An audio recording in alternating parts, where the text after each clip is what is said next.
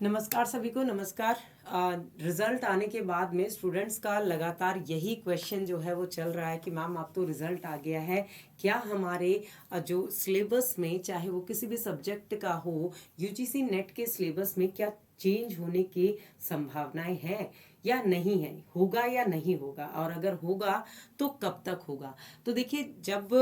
ये एक नोटिफिकेशन आई थी कि भाई सिलेबस में बदलाव होगा, और सिलेबस में जब हम बदलाव की बात करते हैं तो क्यों होगा, सबसे पहले ये बात आती है कि एनटीए ने जो सिलेबस 10 यूनिट फर्स्ट पेपर में, 10 यूनिट सेकंड पेपर में दे रखी हैं, तो फिर ऐसा क्या वो ऐड ऑन करेंगी। तो आपने जब देखते हैं कि नई शिक्षा नीति के अकॉर्डिंग जब हम चीज़ों को देखते हैं, तो जो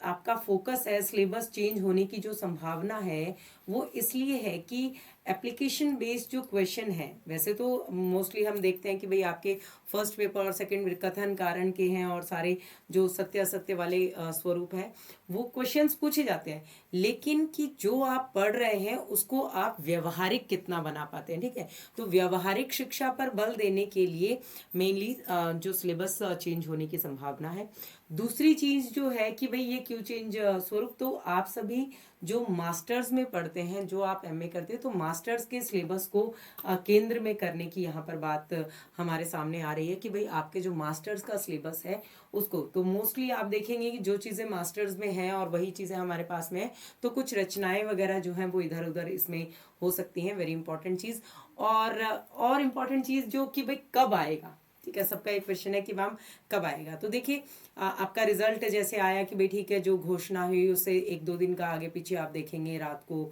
एनटीए ने जारी कर दिया। ठीक है, और रात को आया और रिजल्ट जो है हमारे सामने, ठीक है, जो भी है।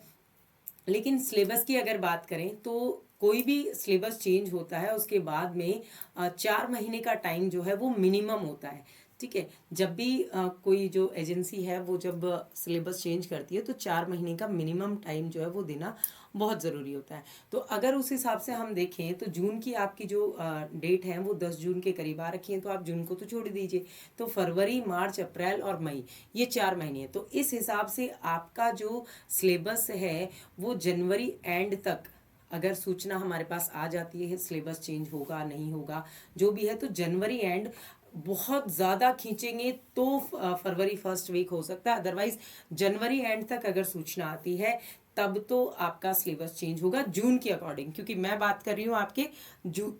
जून 2024 वाले एग्जाम के अकॉर्डिंग। तो जून 2024 के अकॉर्डिंग अगर हम बात करें तो जून वाले के अकॉर्डिंग आपका सिलेबस अगर चेंज होना होगा, अगर एनटीए को चेंज करना होगा, तो जनवरी एंड तक या फरवरी की एक दो दिन स्टार्टिंग के आप ले लीजिए, इससे ज़्यादा डिले नहीं कर सकते हैं, क्योंकि 4 महीने का मिनिमम टाइम उनको, एक स्टूडेंट को नए सिलेबस को समझने और उसकी प्रिपरेशन करने के लिए देना होता है। तो अगर जून के अकॉर्डिंग चेंज होगा तब तो आपका इस समय होगा, अदरवाइज अगर नेक्स्ट साइकिल के उनको चेंज करना होगा देन वो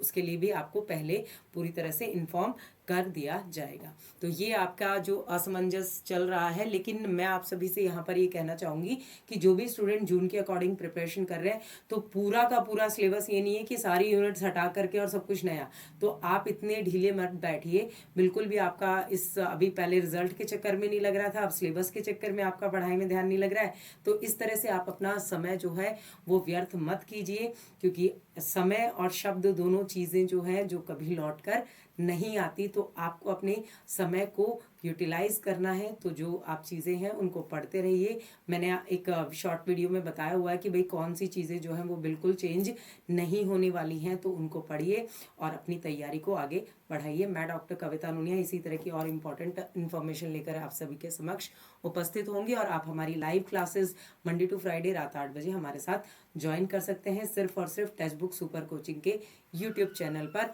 और हमारे यूट्यूब चैनल को आप सभी सब्सक्राइब जरूर कर लीजिए। धन्यवाद।